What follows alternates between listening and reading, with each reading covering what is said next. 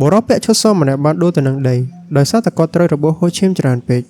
គាត់ក៏ប្រគល់មកពាក់ទៅឲ្យកូនសិស្សរបស់គាត់ជាកាដូក្នុងនាទីចុងក្រោយពេលនោះក៏មានបិសាចជាច្រើនបានសម្ដៅទៅរកពួកគេដោយសារតែការខឹងនឹងបាត់បង់លោកគ្រូនោះ Shotaro ក៏បានចាប់យកឧបករណ៍ USB និងខ្សែក្បាត់ខ្លាយទៅជា Kamen Rider ជាមួយបុរសម្នាក់ទៀតទាំងអស់នេះគឺជាឈុតឆាកដំបូងនៃសាច់រឿង Futopia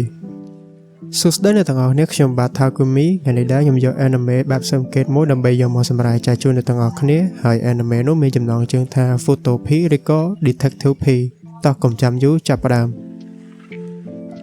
ទូប្រុសឈ្មោះ Shotaro ជាអ្នកស៊ើបអង្កេតឯកជនតាំងខ្លួនជា hard boy ដែលមានន័យថាជាបរិសុទ្ធរឹងមាំនិងមិនងាយចោះចាញ់ពេលនោះមេរបស់គេក៏បានខកមកប្រាប់ឲ្យមកកន្លែងជាបន្ទាន់ព្រោះមានភ្ញៀវមករករៀបចំនឹងចាក់ចេញទៅហើយស្រាប់តែមាននារីម្នាក់បានដើរមករកគេខ្វះតែបន្តិចទៀតដៃរបស់ Shotaro វានឹងប៉ះភ្នំរបស់នាងទៅហើយពេលនោះនាងនិយាយថាខ្ញុំឃ្លានតើលោកឲ្យបំពេញតម្រូវការខ្ញុំបានដែរឬទេ Shotaro គិតថានាងជានារីរស់ស៊ីពេលយប់រួចក៏និយាយថា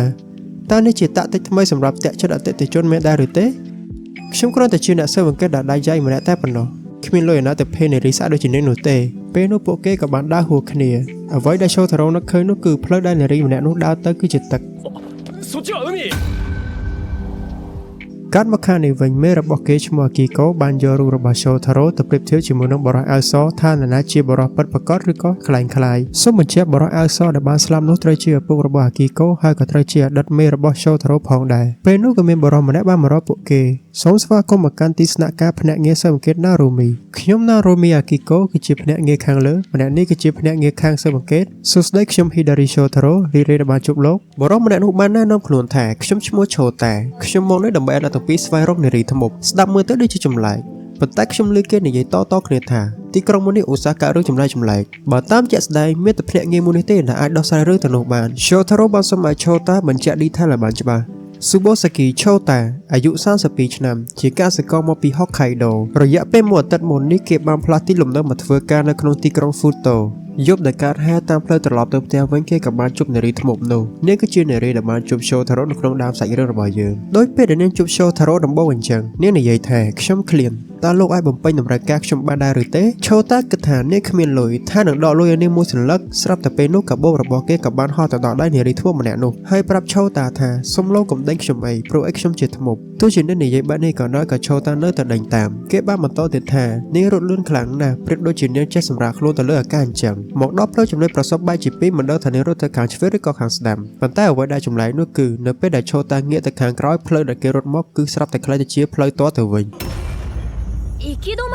បន្ថែមទៀត Chota មិនត្រឹមតែចង់បានលុយមកវិញនោះទេអ្វីដែលគេចង់បានខ្លាំងជាងគេនោះគឺរបស់សំខាន់ដែលឪពុកម្ដាយរបស់គេបានប្រគល់ឲ្យ Shotaro សួរថាតើលុយរបស់គេនៅក្នុងកាបូបនោះមានចំនួនប៉ុន្មានដែរហើយរបស់សំខាន់គឺជាអ្វី Chota តបថាលុយរបស់គេមានចំនួន 28,000 យេនស្មើនឹង $1,747 ដុល្លារ Shotaro ថាលុយចំនួនប៉ុណ្ណឹងហើយអ្វីមិនទៅប្តឹងប៉ូលីសទៅវាអស់ថវិកាតិចជាងមកជួបពួកគេ Shotaro ក៏ដឹងថា Chota និយាយកុហករួចក៏បន្តទៀតថាក្រៅពីលុយនោះអ្វីដែល Chota ចង់បាននោះគឺគ្រាន់តែចង់ជួបនារីថ្មម្ដងទៀតតែប៉ុណ្ណោះនេះគេហៅថាជួបភ្លាមស្រឡាញ់ភ្លាមគេក៏បានទទួលស្គាល់ថាអ្វីដែល Shotaro និយាយគឺត្រូវទាំងអស់ហើយក៏ចង់ឲ្យនាងកែខ្លួនបានជាគេមិនប្តឹងប៉ូលីសពេលនោះ Shotaro និយាយថាអតិថិជនតែជួបស្ថានភាពខុសៗគ្នារៀងៗខ្លួនបើសិនជាគ្មានអ្នកស៊ើបអង្កេតនៅក្នុងទីក្រុងនេះទេតើមាននរណាគេមកអង្គុយស្ដាប់បញ្ហានៅក្នុងចិត្តរបស់ពួកគេនោះ Shotaro ក៏ព្រមទទួលសំណើមួយនេះធ្វើឲ្យ Chota សប្បាយចិត្តយ៉ាងខ្លាំងបន្ទាប់ពី Chota បានចាក់ចេញទៅបាត់ទៅ Shotaro ប្រាប់ Akiko ថាគេបានជួបនារីថ្មម្នាក់នោះ Akiko ពិតជាភ្ញាក់ផ្អើលយ៉ាងខ្លាំងហើយអ្វីបានជា Shotaro មិនត្រូវនារីម្នាក់នោះប្លន់ឬមួយក៏គេគ្មានលុយចាយនោះទេនិយាយដូចជាមើលឃើញ Shotaro ថាមកពីចំហាយអូរ៉ា hard boy របស់គេទើបបានជាគេមិនត្រូវនារីម្នាក់នោះប្លន់ពេលនោះដៃគូរបស់គេឈ្មោះថា Philip បាននិយាយថាកាយវិការរបស់ឯងគួរឲ្យចាប់អារម្មណ៍ពីព្រោះមាននារីថ្មស្អាតម្នាក់បានតាក់ចិត្តបរិបរដូចជាឯងនិង Chota នេះគឺជាចំណុចខ្សោយរបស់ឯងខ្ញុំអាចស្រមៃឃើញថាឯងនឹងមានបញ្ហាបើសិនជាគ្មានខ្ញុំជួយនៅក្នុងរឿងមួយនេះ Shotaro ថារឿងក្តីមួយនេះគេសុំដោះស្រាយតែម្នាក់ឯងនេះគ្រាន់តែជារឿងក្តីធម្មតាតែប៉ុណ្ណោះរួចក៏ចាក់ចេញទៅបាត់ទៅកាត់មកខាងនេះវិញ Shotaro បានស្វែងរកនារីថ្មម្នាក់នោះគ្រប់ទីកន្លែងរកតាំងពីព្រឹករហូតដល់យប់នៅតែរកមិនឃើញ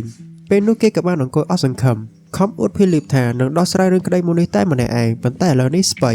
ស្រាប់តែមានគេតាក់ទងមកថារកឃើញទីតាំងរបស់នារីថ្មនោះហើយមកដល់ទីតាំងបរិសម្នាក់នោះបានប្រាប់ថានារីថ្មម្នាក់នេះគេដាក់រហស្សនាមឲ្យថាថ្មនៃផ្លូវចំណុចប្រសពអសរធី មនុស្សប្រុសត្រូវបាននាងប្លន់លុយចំណែកឯមនុស្សស្រីត្រូវបាននាងប្លន់សម្លៀកបំពាក់ចេញពីខ្លួនបាននរណាគេដេញតាមនាងមុននឹងពួកគេដឹងខ្លួននោះគឺពួកគេបានមកដល់ផ្លូវចំណុចប្រសពអសរទីនោះហើយស្រាប់តែពួកគេបានជួបនាងមុននឹងត្រូវគេសួរនាំនាងក៏បានហោះកិច្ចខ្លួនShotaro ក៏បានទិញម៉ូតូដេញតាមនាងពិតជារត់លឿនសូម្បីតែម៉ូតូរបស់ Shotaro ក៏ដេញនាងមិនទាន់ដែរពេលនោះនាងក៏ហក់ឡើងទៅលើស្ពានកិច្ចពី Shotaro ប៉ុន្តែពេលនេះស្គាល់ផ្លូវកាត់រួចក៏បានស្ទាក់នាងជាប់រួចក៏បានសួរនាងតើនាងឈ្មោះអ្វីហើយគ្រួសាររបស់នាងនៅឯណាខ្ញុំឈ្មោះ Tokime ចំណែកគ្រួសាររបស់ខ្ញុំមិនដឹងទេលោកជាអ្នកស៊ើបអង្កេតស្រាវជ្រាវរកខ្លួនឯងទៅតើនាងអាចមកតាមខ្ញុំតាមសេរីបានដែរឬទេព្រោះមានបរិសម្នាក់ដែលត្រូវបាននាងលួចកាបូបលុននៅកំពុងតែបារម្ភពីនាងហើយចង់ជួបនាងគ្រាន់តែបកគលកាបូបនោះឲ្យទៅម្ចាស់គេវិញទៅខ្ញុំសន្យាថាខ្ញុំនឹងមិនប្រាប់ប៉ូលីសនោះទេ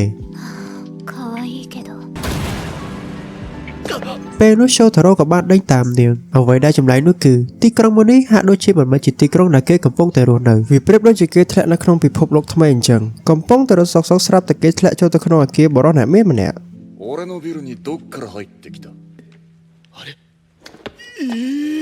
បន្ទាប់មកក៏មានប៉ូលីស2នាក់បានជួយនិយាយសម្រួលឲ្យ Shotaro បន្ទាប់ពីគេបានបង្កការរំខានដល់បរិសុទ្ធអ្នកមាននោះក៏បានយល់ព្រមហើយក៏ជូនពរឲ្យ Shotaro ឆាប់ចាប់បាននារីធ្មប់ម្នាក់នោះបន្ទាប់ពីដោះស្រាយរឿងរួច Shotaro ក៏បានសួរទៅកាន់ប៉ូលីសទាំងពីរនោះថាតើពួកលោកមកទីនេះដើម្បីដោះស្រាយរឿងនារីធ្មប់នោះមែនដែរឬទេពិតជាត្រឹមត្រូវណាស់យើងមកទីនេះគឺយើងមករកឃើញបំណែកសាកសពរបស់មនុស្សស្លាប់បើតាមមើលទៅនាឡិកានិងចិញ្ចៀនសាកសពមនុស្សគឺជាកូនចៅបរិសុទ្ធអ្នកមានរីឯនៅខាងក្រៅអគារបរិសុទ្ធអ្នកមានវិញតែមានការប៉ះគ្នារវាងពួកជនអន្តពាសនិង Gangster នៅថ្ងៃមួយគេបានប្រទះឃើញនារីធ្មប់ហើយនឹងបរិសុទ្ធម្នាក់កំពុងតែដេកនៅក្នុងថ្លុកឈាម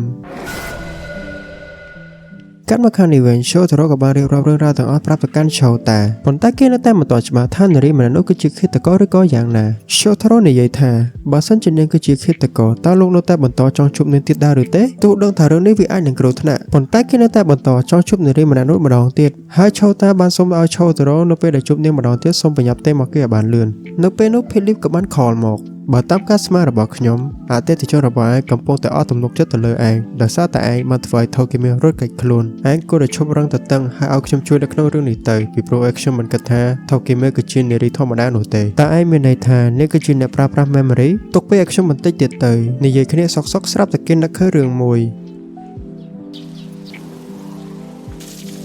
ខ្ញុំមានសិលធម៌គ្រប់គ្រាន់និងក្រវាផ្នែកចេញទៅឲ្យឆ្ងាយនៅពេលដែលមាននារីកំពុងតែងូតទឹកទោះបីជានាងគឺជាចោរក៏ដោយតើលោករកខ្ញុំឃើញដល់របៀបណាបើតាមការស្រាវជ្រាវរបស់ខ្ញុំនាងគឺជាជនដែលគ្មានផ្ទះសម្បែងដូច្នេះហើយខ្ញុំក៏បានសួរបរិសុទ្ធគ្មានផ្ទះសម្បែងទើបបាននាំខ្ញុំមកដល់ទីនេះអ្នកនាង Tokime សូមប្រកល់កាបូបរបស់ខ្ញុំឲ្យមកខ្ញុំវិញមកខ្ញុំមិនចង់បានលុយនោះទេខ្ញុំគ្រាន់តែចង់ឲ្យអ្នកនាងកែខ្លួនពេលនោះ Tokime ក៏បានបង្ហាញ memory របស់នាង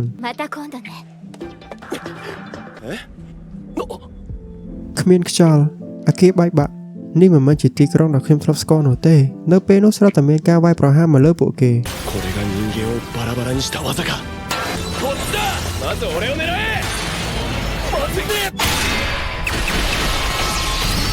Shotaro ខ្ញុំមិនចង់បំផ្លាញកិត្តិយសរបស់ឯងនោះទេប៉ុន្តែនៅក្នុងស្ថានភាពមួយនេះឯងគឺត្រូវការខ្ញុំដើម្បីជួយដោះស្រាយរឿងក្តីមួយនេះអូខេអ្នកទាំងអស់គ្នាវីដេអូរបស់ខ្ញុំបានដល់ទីបញ្ចប់ហើយបើសិនជាអ្នកទាំងអស់គ្នាចូលចិត្តការនិយាយរបស់ខ្ញុំសូមកុំភ្លេចចុច like និង subscribe ហើយនិងសញ្ញាកណ្ដឹងនៅពេលដែលខ្ញុំផុសវីដេអូថ្មីៗទៅវានឹង load notification ចូលទៅក្នុងទូរស័ព្ទដៃអ្នកទាំងអស់គ្នាអូខេបាយបាយ